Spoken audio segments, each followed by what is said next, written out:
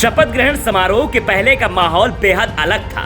कई बड़े चेहरों पर दांव लगाने की बात कही जा रही थी कि पंकज सिंह को भी मंत्रिमंडल में शामिल किया जा सकता है, अदिति सिंह को शामिल किया जा सकता है, लेकिन इन नामों पर विचार किया ही नहीं गया।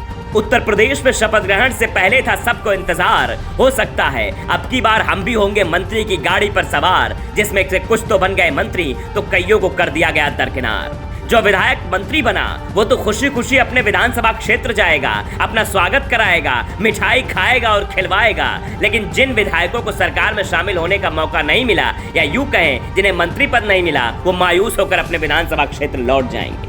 ब्रजेश पाठक जो कभी बसपा में हुआ करते थे, बसपा से बीजेपी में आए और बीजेपी में 2017 के बाद कानून मंत्री भी उत्तर प्रदेश के रहे और अब अंततः डिप्टी सीएम बन गए हैं। आखिर ऐसी क्या वजह थी कि दिनेश शर्मा को उप मुख्यमंत्री बनाने की बजाय ब्रजेश पाठक को जिम्मेदारी दी गई है? दरअसल चुनाव से पहले योगी आदित्यनाथ की सरकार पर ठाकुरवाद का आरोप लग रहा था, ब्राह्मण विरोधी होने का आरोप लग रहा था। उस वक्त जिम्मेदारी थी दिनेश शर्मा पर कि वो ब्राह्मणों को साधें और ये विश्वास दिलाएं कि हम उनके दोस्त हैं, हम मित्र हैं। उनका एक बड़े स्तर का नेता जो कि ब्राह्मण है वो डिप्टी सीएम पद पर बैठा हुआ है, लेकिन शायद दिनेश शर्मा ये करने में कामयाब नहीं हो पाए। दिनेश शर्मा ब्राह्मणों को समझा नहीं पाए, दिनेश शर्मा ब्राह्मणों को साध नहीं पाए और उससे ज्यादा सक्रियता ब्रजेश पाठक ने दिखा दी थी। तो अब आला कमान को भी ये लगने लगा था कि ब्रजेश पाठक ने जो मेहनत की है, ब्रजेश पाठक ने जो ब्राह्मणों के वोट प्रतिशत को बढ़ाया है, ब्राह्मणों को बीजेपी की तरफ खींच कर लाए हैं, इससे ये तय है कि ब्रजेश पाठक दिनेश शर्मा से बड़े चेहरे हो सकते हैं, दिनेश शर्मा का रिप्लेसमेंट हो सकते हैं। शायद यही वजह है कि दिनेश शर्मा को मंत्रिमंडल में जगह भी नहीं दी गई और योगी सरकार के 2.0 के मंत्रिमंडल में ब्रजेश पाठक को उप मुख्यमंत्री बना दिया गया। दरअसल 2017 में जब बीजेपी की सरकार उत्तर प्रदेश में बनी थी तो 15 साल बाद बनी थी, जिसका ताज योगी आदित्यनाथ के सर पर रखा गया था।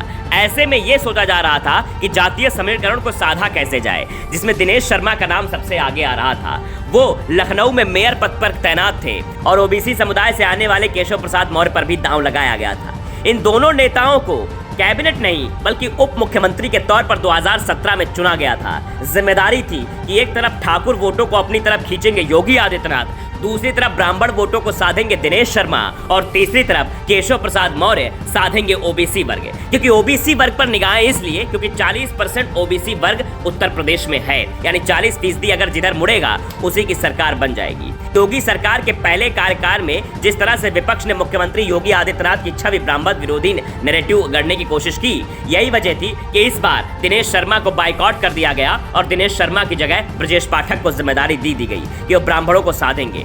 अब केशव प्रसाद मौर्य की बात करते हैं। दरअसल केशव प्रसाद मौर्य इस बार चुनाव तो हार गए, लेकिन फिर से वही समस्या कि 2024 का चुनाव है, ऐसे में वो केशव मौर्य को नाराज नहीं करना चाहते थे और केशव मौर्य के साथ जो जमात जुड़ी हुई है उसको भी नाराज नहीं करना चाहते थे, यानी ओबीसी वर्ग का वोटर्स। क्योंकि अब इनके पास केशव प्रसाद मौर्य ही बचे हैं। इससे पहले स्वामी प्रसाद मौर्य जब बीजेपी में शामिल थे तब लग रहा था कि दो जगह धड़ों में वोटर्स बट रहे हैं, लेकिन स्वामी प्रसाद मौर्य के समाजवादी पार्टी में जाने के बाद केशव प्रसाद मौर्य अकेले ऐसे लीडर बचे थे जो ओबीसी वर्ग को साध सकते थे। शायद यही वजह है कि फिर से केशव प्रसाद मौर्य पर भरोसा जताया गया है। वो चुनाव भले ही हार गए लेकिन फिर से डिप्टी सीएम जरूर बन गए हैं।